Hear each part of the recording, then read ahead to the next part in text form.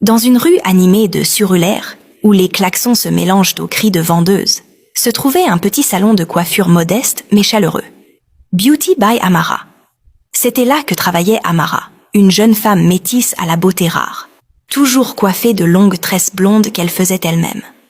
Amara avait hérité du salon de sa tante, et y travaillait sans relâche. Coiffure, tissage, perruque, coloration. Elle dormait parfois dans l'arrière-boutique, les mains toujours pleines d'huile et d'espoir. Mais Amara n'était pas seule. À ses côtés, il y avait Desmond, son petit ami depuis 4 ans.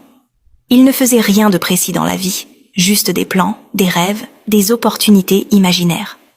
Il portait des Air Force sales et avait toujours un dossier sous le bras, sans jamais vraiment travailler. Amara l'aimait, elle le nourrissait, elle payait ses dettes, elle lavait ses vêtements.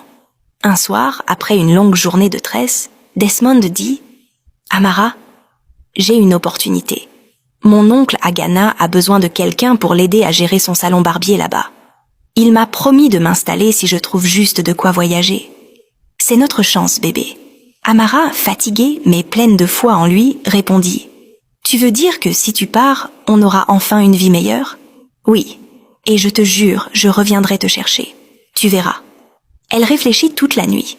Le lendemain, elle appela son fournisseur et mit en vente tout son matériel. Les sèches-cheveux, les têtes à tresser, les stocks de mèches. Elle ferma le salon.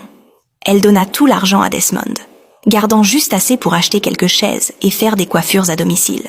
Desmond partit. Et au début, il appelait. Il envoyait des photos. Il disait « Je t'aime, attends-moi ». Mais au fil des mois, les messages devinrent rares. Puis un jour, silence total. Bloqué.